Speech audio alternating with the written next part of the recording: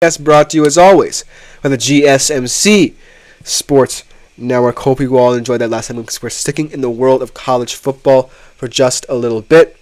And I think that right now we are transitioning into our segment. It's more fun for betting and it makes it more fun for the average college football fan. So without further ado, let's just talk not just about updates in the Heisman race, but about the movement that has happened throughout the Heisman race. Let's start kind of at the beginning because a guy who a lot of people saw as a high favorite perhaps after a couple of weeks but got injured might be entered the Heisman race, and that is Quinn Ewers. Not forget about him.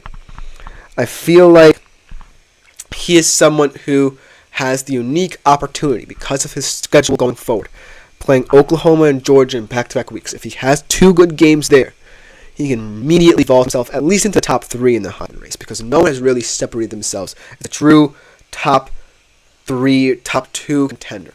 There are some guys that might, but they have unique challenges facing them. But Quinn Ewers, at this current moment, is someone who you have to be wary of because he can put together fantastic games in a hurry. And he has two chances to coming back from the bye and his injury. Let's talk about the movement now. At the top, Jalen Milroe, after his performance against Georgia last week, vaulted into the favorite spot, plus 300 last week. Now, after that stunning upset loss to Vandy, falls to mine plus 1,000. Now, Jalen Milroe is still someone who, not for nothing, is going to factor into this. This was just a case of him being outclassed in an area he himself is very familiar with. He just got outclassed by someone in Diego Pavia who is very similar to him in terms of his option play abilities. And not for nothing, Jalen Milroe didn't play bad. He still had a good game. There were two kind of mistakes that weren't necessarily his fault. But at the end of the day, that's how college football goes. That's the narrative of college football. You can't make mistakes that contribute to your team's detriment, even if you're not completely at fault for them, and thus you see the change in movement in his betting odds. Then we go to Nico Iamaleava, a guy kind of hovering around the top five for a little bit because everyone was kind of curious to see as he went deeper into the season how this freshman at Tennessee really kind of fit into their plans. If you know, Josh Heupel really trusted him. And in this game, they didn't really trust him at all. They played it very safe. They said, we're going to trust our defense. We're going to overwhelm Arkansas in this game, hopefully. But it didn't lead to anything. All it did was kind of muddy their playoff chances. All it did was leave a question mark about whether or not, Nico Iamaleava will ever reach the heights Tennessee expected him to, because if you play it safe, especially in an SEC game, you're not going to win because the SEC is so competitive. There's so much parity there. You can't just expect to roll over every team playing different styles of football. You stick with what you've got, and you stick with Nico showing you what he's shown for at least 4 to 5 weeks of the season.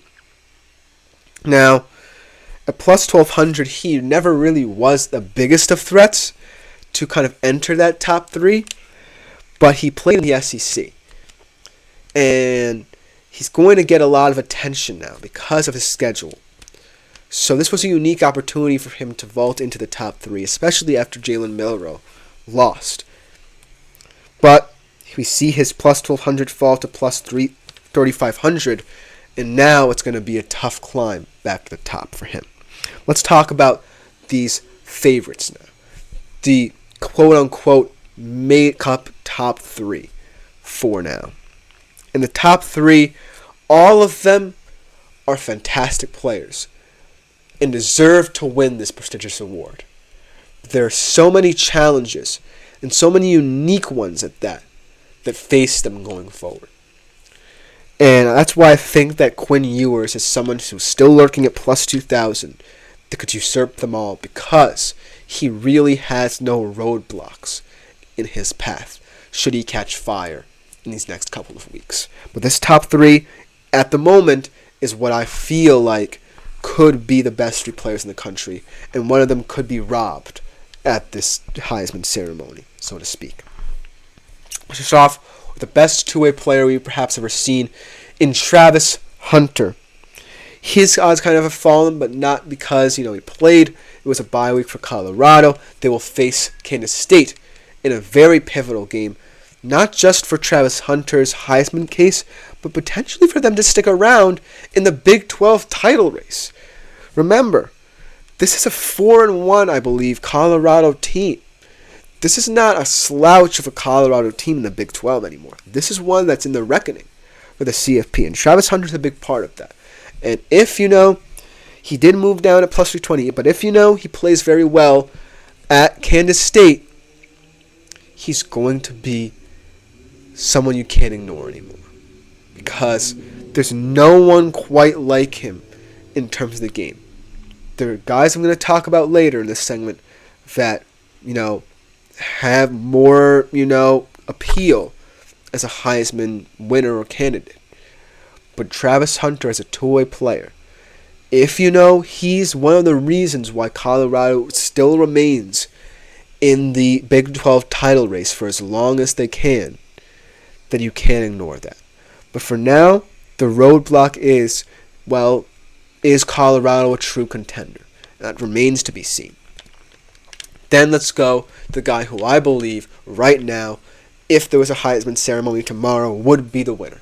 And that is Ashton Jeanty. What an impressive start to the season by this young man at the running back position. He does play at Boise State. Let's disregard that for a second and let's look at the stats. Over 1,000 rushing yards and 16 touchdowns in 4 games. That is 4 touchdowns a game. And that is almost about, I believe, we're looking at 150 perhaps rushing yards per game. That is an unbelievable number for someone who may not have been known to many people who aren't necessarily fans of college football outside of the mainstream. Ashton Jeanty is a name you have to remember throughout the season because he's going to continue to put up video game-like numbers. And if Boise State gets into the playoff as a lone group of 5 representative, or maybe even as an at-large team, because who knows, the college football landscape is that wacky, then he almost certainly feels like he should be at the very least a Heisman finalist.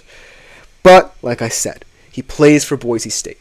And that's a difficult subject in and of itself because Boise State is a team that, yes, while they don't necessarily have the big profile, they want to compete in the CFP as that Group of 5 team.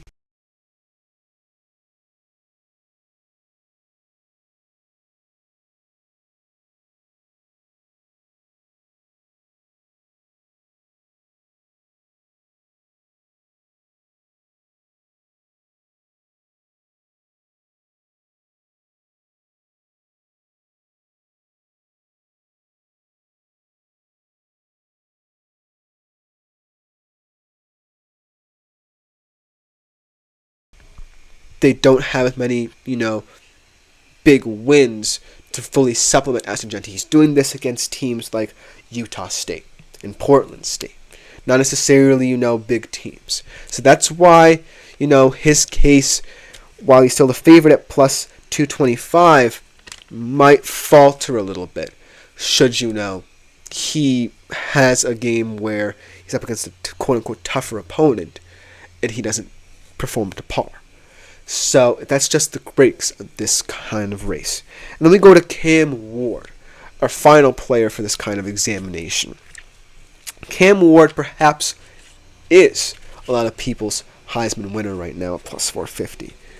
He's making magic happen at Miami. He's winning by hook or by crook. And most importantly, he's looking nonchalant doing it. He might just be the most nonchalant QB in the entire country at what he does. And he does it effectively. And his latest performance was one of his most impressive. Down 25 to Cal, comes back, wins the game with 437 yards passing and 3 touchdowns, I believe 1 rushing as well. And people still have questions about him. But the answer why is apparent.